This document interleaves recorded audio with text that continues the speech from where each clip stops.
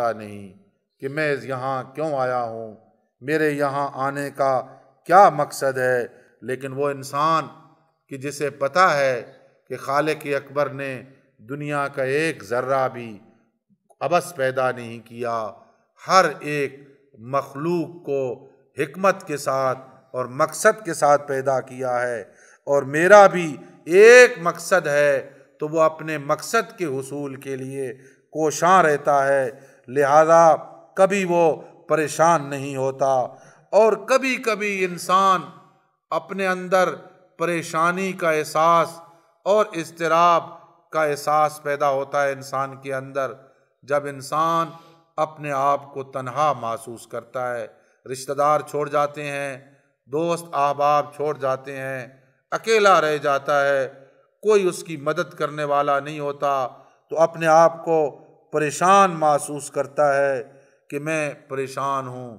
لیکن وہ موحد شخص کہ جس کا ذات توحید کے اوپر عقیدہ ہے، اسے رشتہ دار چھوڑ جائیں، محلے والے چھوڑ جائیں، دوست و احباب چھوڑ جائیں، جسے پتہ ہے کہ میرا ساتھی میرا خدا ہے، میرا مددگار میرا خدا ہے، میرا ہمدرد میرا خدا ہے، جو میرا شفیق بھی ہے، بڑا مہربان بھی ہے، میری تمام باتوں کو سنتا بھی ہے اور تمام اعمال کو دیکھتا بھی ہے، میں ہر وقت اس کے سامنے حاضر ہوں، وہ میرے اوپر ناظر ہے، تو ایسا شخص کبھی تنہائی محسوس نہیں کرتا۔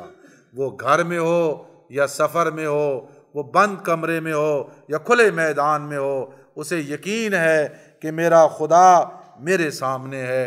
اور اگر آپ اس کو یقین کی حد تک ملاحظہ کرنا چاہیں تو توحید کے مثالی ہیرو حضرت ابراہیم علیہ السلام کو دیکھیں کہ جنہوں نے اپنے فرائض منصبی میں خدا کی اطاعت اور کاملاً فرما برداری کی، کوئی رکاوٹ ان کا رستہ نہ روک سکی، باوجود اس کے کہ وہ تنہا تھے، اکیلے تھے، ساری دنیا مخالف تھی، تمام آزمائشوں میں کامیاب رہے، تنہا ہونے کے باوجود کبھی اضطراب نہ ہوا، پریشانی لاحق نہ ہوئی، حتیٰ کہ اس وقت کہ جب اتنی بڑی آگ جلائی گئی کہ جس آگ کے آج بھی اثرات ایک ٹیلے کی صورت میں موجود ہیں اور اس کو تلہ نمرودی کہا جاتا ہے، اور جب آپ اس کی تفصیل معلوم کریں عراق کی سرزمین میں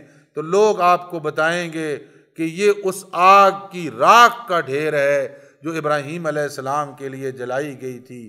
اتنی بڑی آگ جب جل رہی تھی ابراہیم علیہ السلام کے لیے، ایک بندے کو جلانے کے لیے 2-4 من 10 من لکڑیاں کافی تھیں، 1 سال تک لکڑیاں اکٹھی ہوتی رہیں۔ اس کا مقصد یہ ہے کہ فقط ابراہیم علیہ السلام کو جلانا مقصود نہیں تھا، ابراہیم علیہ السلام کے عقیدے میں تزلزل پیدا کرنا مقصود تھا کہ ابراہیم دیکھیں گے، گھبرا جائیں گے، خوف زدہ ہو جائیں گے، فوراً کہیں گے میں اس تحریک سے ہاتھ اٹھاتا ہوں، ہم بھی معافی دے دیں گے۔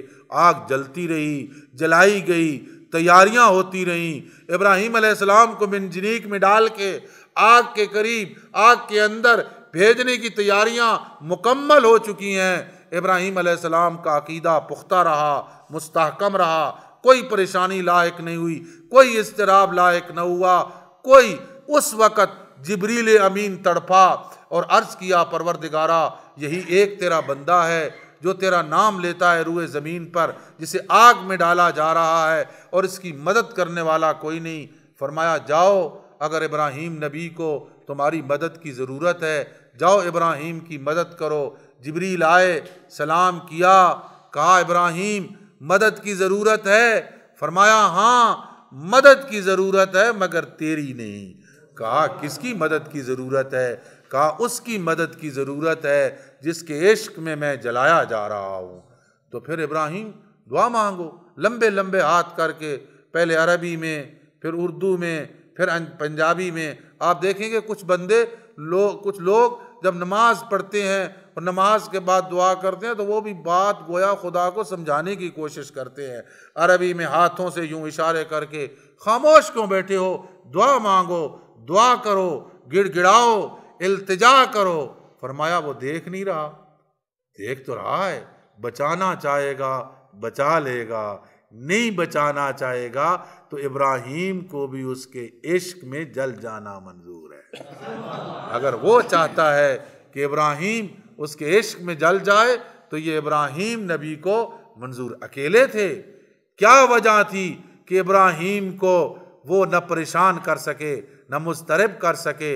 ابراہیم کا ایمان اتنا پختہ تھا ذات توحید پہ، اور جب انہوں نے آگ میں ڈالا تو یہ دشمن کی زبان سے جملہ نکلا کہ لگتا ہے ابراہیم کا ابراہیم کے خدا کے ہاں عظیم مقام ہے، کہ آج آگ کے شعلوں میں ابراہیم بیٹھے ہوئے ہیں اور آگ ابراہیم نبی کو کوئی نقصان نہ پہنچا سکی۔ تو فرمایا ایک اور امتحان اللہ تعالیٰ کی ذات نے ابراہیم نبی کا لیا۔ 100 سال کی عمر میں بچہ ملا، بچے کی ولادت ہوئی، اور جب وہ نوجوان ہوا، جب کام کرنے کے قابل ہوا تو خالق اکبر کا حکم ہوا کہ بیٹے کو ذبح کرو۔ ابراہیم نبی نے بغیر شک کے، بغیر تردید، بغیر کسی عذر کے اللہ تعالیٰ کے حکم کی اطاعت کی اور محبت پر فرض الہی کو مقدم سمجھا۔ ایک طرف بیٹے کی محبت تھی، ایک طرف اللہ کا حکم تھا۔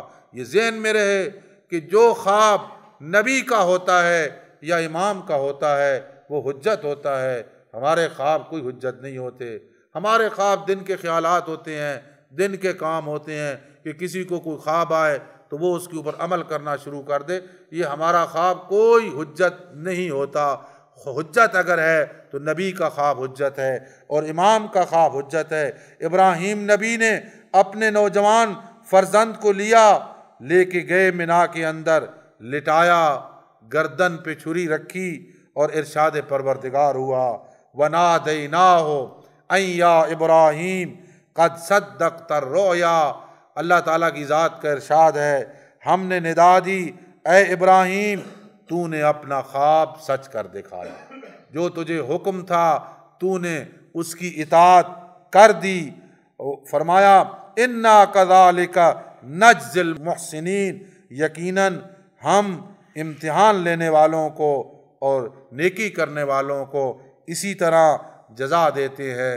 إِنَّ هَذَا لَهُوَ الْبَلَاءُ الْمُبِينُ، بے شک یہ بہت بڑا امتحان تھا، بہت بڑی آزمائش تھی۔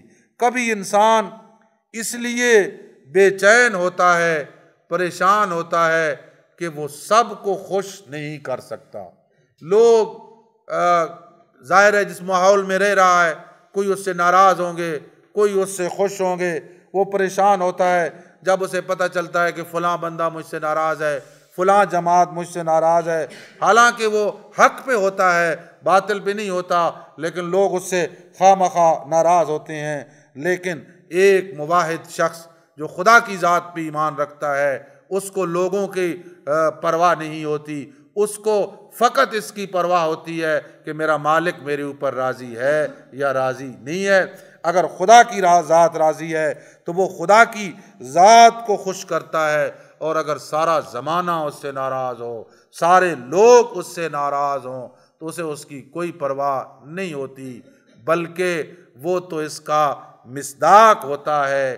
توحید تو یہ ہے کہ خدا حشر میں کہہ دے یہ بندہ دو عالم سے خفا میرے لیے ہے۔ وآخر دعوانا ان الحمدللہ رب العالمین وصلی اللہ علی محمد وآلہ الطیبین الطاہرین المعصومین۔